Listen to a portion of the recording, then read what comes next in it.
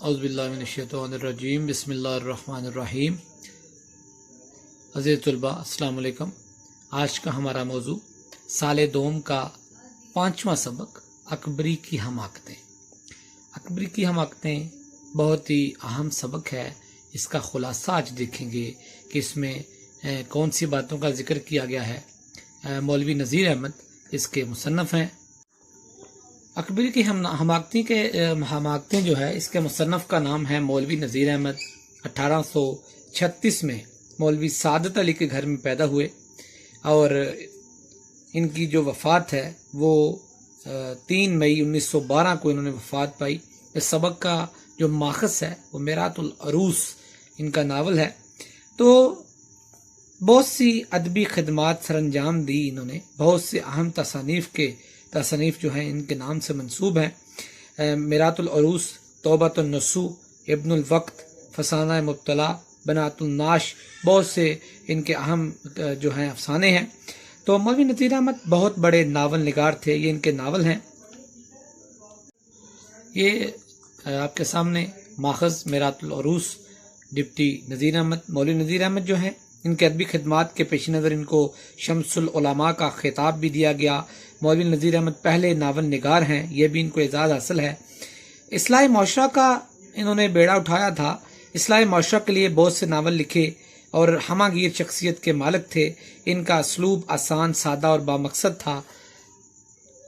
اکبری کی حماقتیں کے کردار کی جانب آتے ہیں۔ ماخذ کے بعد کردار اکبری اور محمد عاقل۔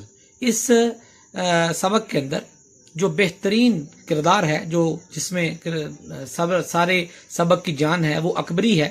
اکبری کی حماقتیں جس کا عنوان بھی ہے، اور محمد عاقل جو اس کا شوہر ہے۔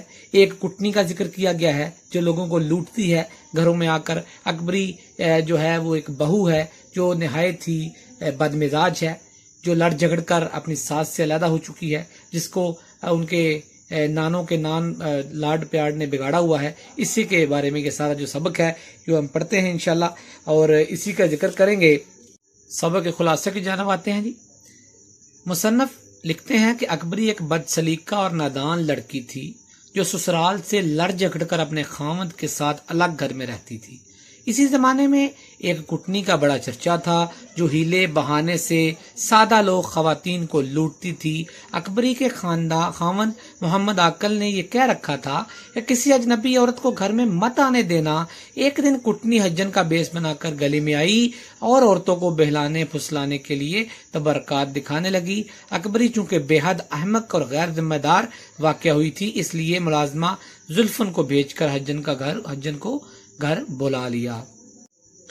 حجن پہلی نظر میں بھانپ گئی کہ اکبری جلد ہی بہکاوے میں آ جائے گی، چنانچہ اس نے اکبری کو سستے داموں چیزیں فراہم کی، بلکہ 1-2 اشیاء تحفے کے طور پر مفت دیں۔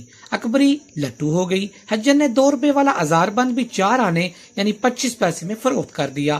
اکبری کی شادی کو ابھی 1 سال بھی نہ ہوا تھا اور وہ خود کو بے اولاد سمجھتی تھی۔ حجن نے تعویذ لا کر دینے کا وعدہ کیا، پھر باتوں ہی باتوں میں بھوپال کی بلقیس جہانی بیگم کے سفر حج کا قصہ ایسے رکت انگیز پیرائے میں بیان کیا کہ اکبری کا دل پگھل گیا۔ اکبری دل سے حجن کی موت ہو گئی۔ اکبری نے حجن سے خریدی ہوئی چیزیں محمد عاقل کو بھی دکھائیں۔ طمع نے محمد عاقل کی عقل پر بھی پردہ ڈال دیا۔ اگلے دن حجن پھر آئی اور موتیوں کی ایک جوڑی لائی، جسے دیکھ کر اکبری کے منہ میں پانی بھر آیا۔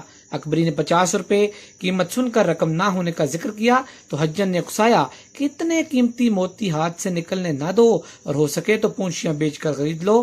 اکبری لالچ میں آ کر زیورات کا صندوقچہ اٹھا لائی۔ حجن نے زیورات دیکھے کہ میلے ہو رہے تھے، چنانچہ اس نے اکبری کو زیورات دھلوانے اور ڈورا ڈلوانے کا مشورہ دیا۔ اکبری نے خاوند کی مصروفیت کا شکوہ کیا تو حجن نے اپنی خدمات پیش کی۔ اکبری مان گئی، مگر احتیاط کی غرض سے زلفن کو ساتھ بھیجا۔ حجن نے راستے میں ناک کی نکیل گھر رہ جانے کا عذر کر کے زلفن کو واپس بھیجا اور خود زیورات سمیت غائب ہو گئی۔ اکبری نے جب زلفن کو واپس آتے دیکھا تو اس کا ماتھا ٹھنکا۔ اس نے حجن کی تلاش میں زلفن کو ہر سمت دوڑایا، مگر معلوم ہوا وہ تو محلے کے اور بھی کئی گھروں کو چکمہ دے کر فرار ہو چکی ہے۔ رات کو محمد عاقل اور اکبری میں خوب لڑائی ہوئی۔ اکبری کو جو کپڑے جہیز میں ملے تھے وہ دھوپ اور ہوا نہ لگنے کی وجہ سے دیمک کی نظر ہو گئے تھے۔ گھر کے قیمتی برتن بھی عدم احتیاط کی بنا پر چوری ہو چکے تھے۔ یوں محمد عاقل کا گھر اکبری کی بدسلیقی اور پھوڑ پن کی وجہ سے برباد ہو گیا۔ یہ تھا عزیز طلباء سبق نمبر 5 کا خلاصہ۔ امید ہے آپ کو سمجھ آ گئی ہوگی۔ اللہ میرا آپ کا حامی و ناصر ہو۔ السلام علیکم ورحمۃ اللہ وبرکاتہ۔